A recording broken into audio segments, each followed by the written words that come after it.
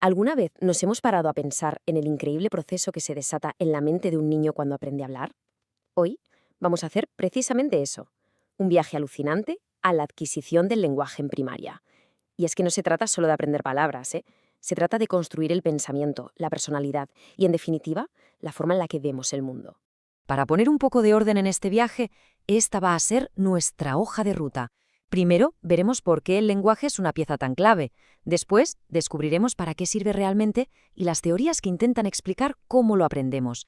Seguiremos las etapas de su desarrollo desde el balbuceo, nos asomaremos a la comunicación que va más allá de las palabras y acabaremos con algunas estrategias prácticas para llevar al aula. ¡Empezamos! Bueno, vamos a lo primero. ¿Por qué es tan importante el lenguaje? Pues porque, lejos de ser un simple conjunto de palabras, es la herramienta que de verdad estructura nuestra mente y nos permite conectar con los demás. De hecho, cumple dos funciones que son básicas: la comunicación, por supuesto, y también la representación, o sea, cómo nos hacemos una idea del mundo en nuestra cabeza. Y ojo que este punto es crucial. El lenguaje es lo que nos permite pensar sobre lo que hacemos, regular nuestro propio comportamiento y en gran medida definir quiénes somos. Es, como dice la cita, el factor regulador y estructurador de la personalidad. Y no solo eso, también nos da un sentido de pertenencia, de formar parte de un grupo. Pero claro, el lenguaje no es una herramienta con un único uso, para nada. A mí me gusta pensar en él como una navaja suiza. Dependiendo de lo que queramos hacer, de nuestra intención, cumple diferentes funciones. Y son esas funciones las que revelan nuestra actitud en cada conversación.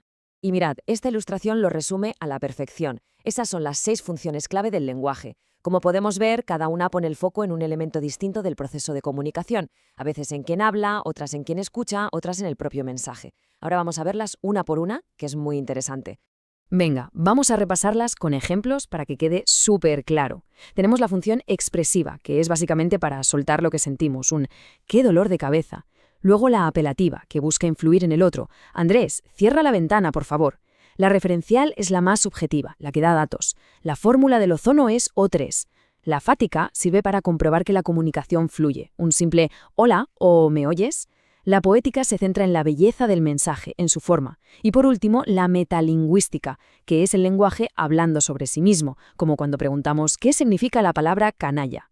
Claro, llegados a este punto, la pregunta del millón es, pero bueno, ¿cómo metemos todo este sistema tan increíblemente complejo en la cabeza de un niño? ¿Es algo con lo que nacemos o lo aprendemos todo desde cero?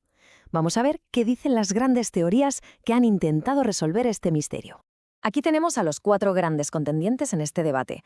Por un lado está Skinner, con su teoría conductista, que dice que aprendemos a base de imitar y recibir refuerzos, vamos, como un premio por decir mamá. En la esquina totalmente opuesta, Chomsky y su teoría innatista, que defiende que todos nacemos con una especie de chip biológico para el lenguaje.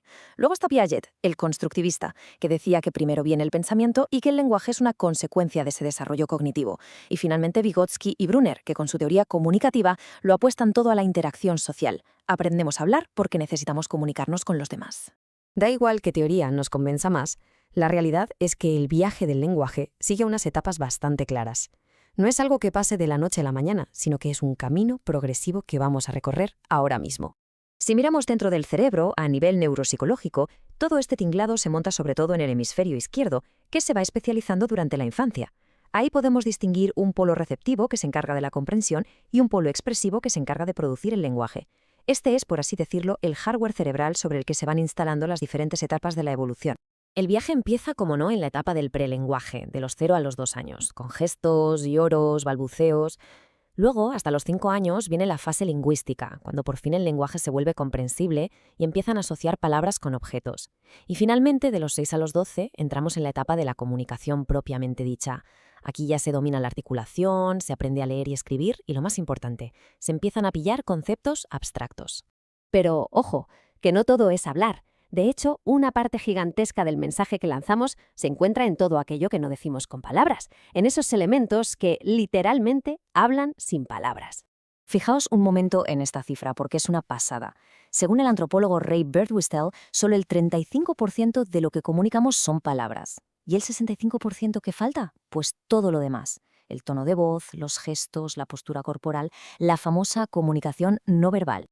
Y ese 65% restante está compuesto por todas estas habilidades, desde cosas básicas como los gestos o cómo usamos nuestro espacio personal, hasta capacidades que son vitales. Hablamos de la escucha activa, de escuchar de verdad, de la empatía para conectar con lo que siente el otro, de la asertividad para decir lo que pensamos con respeto y, por supuesto, de la capacidad de resolver conflictos buscando que todo el mundo gane.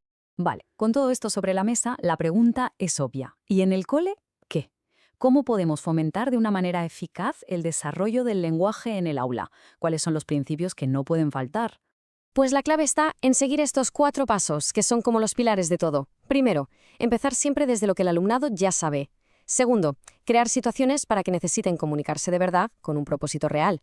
Tercero, y esto es fundamental, generar un clima en el aula donde se sientan seguros, respetados y con ganas de participar.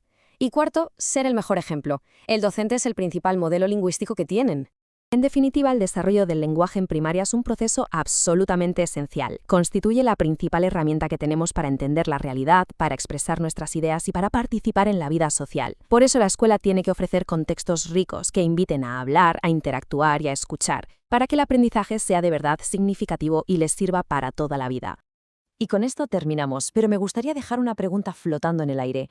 Mientras enseñamos la gramática, el vocabulario, las reglas, ¿cómo nos aseguramos de no olvidar lo más importante? ¿Cómo fomentamos el arte de la conexión humana, de la empatía y de la comprensión de verdad dentro del aula? Ahí lo dejo.